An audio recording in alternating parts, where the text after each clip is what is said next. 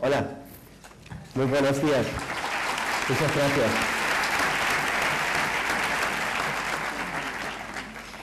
Permítanme seguir en inglés, es que esto es una cosa seria y temo que mi español no sea bastante bien para hacer eso en español.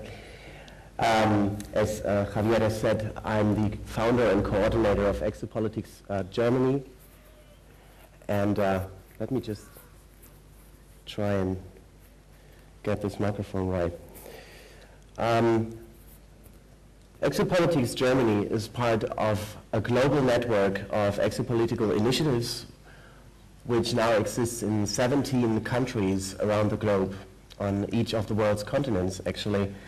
And our aim is to help ending UFO secrecy and to embrace open contact with these visitors. When you've heard the excellent presentation of Nick Pope, he has provided you with a detailed list of facts which cannot be denied, and these facts tell us that there is a highly evolved, or several highly evolved, possibly several highly evolved extraterrestrial species visiting our planet. The question is whether the word extraterrestrial is the correct term. There might be hyperdimensional, hypertemporal. We have no idea, but what we know is that there is the evidence. So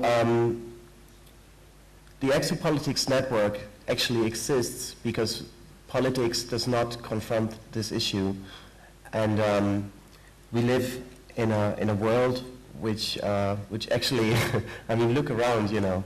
We could actually need some change on this planet. That's my opinion.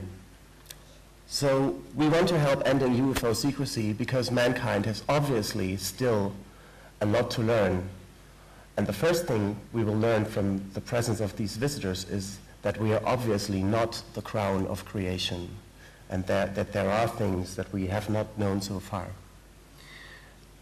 Today I'm here to represent, as I said, the Exopolitics network from Europe, namely from the United Kingdom, France, Spain, Italy, Denmark, Sweden, Finland, Poland, and my country, Germany.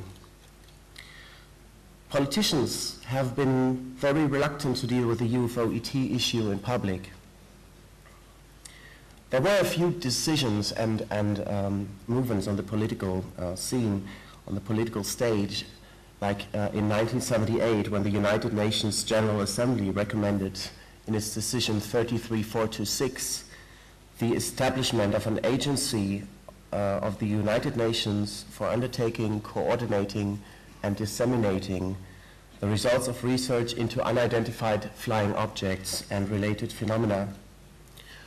And in this decision, the General Assembly invited, and I quote, interested member states to take appropriate steps to coordinate on a national level scientific research and investigation into extraterrestrial life, including unidentified flying objects.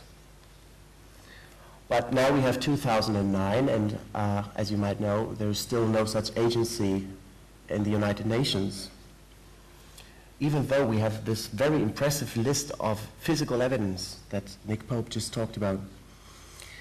We also had some activities in Europe in 1990 as a result of the activities registered during the so-called UFO wave in Belgium. You know, you might have heard about this, where the Air Force has actually invited civilian organizations to study this phenomenon because they just didn't have any idea how to deal with it. As a result of this huge UFO wave in Belgium, the European Deputy and former Minister of Education of Wallonia in Belgium, which is a region here, he proposed a motion to set up a European UFO observation center, which should collect together the isolated observations made by members of the public, the military, the scientific institutions, and of course organize programs of scientific observation. But you guess, this motion was actually never implemented. However, when you you know, when you think about it from a military point of view, and that is what Nick talked about, the evidence is actually quite convincing. I just want to name briefly the Cometa report from 1999, which was written by high-ranking military officials from the French High Studies Institute for National Defense. They concluded that the extraterrestrial hypothesis is the most logical explanation, even if not formally proven. So what do we do with that? Our politicians don't want to confront this issue, but we feel it's important. We must face the possibility of extraterrestrial contact. We must have a body that deals with that. For this reason, we call upon the European Union to establish a European agency for the study of UFOs, extraterrestrial affairs, and related phenomena.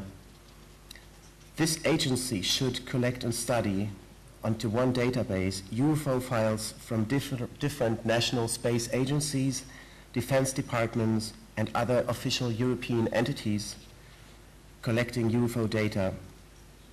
It should cooperate with civilian organizations in the investigation and analysis of UFO sightings that might be extraterrestrial in origin.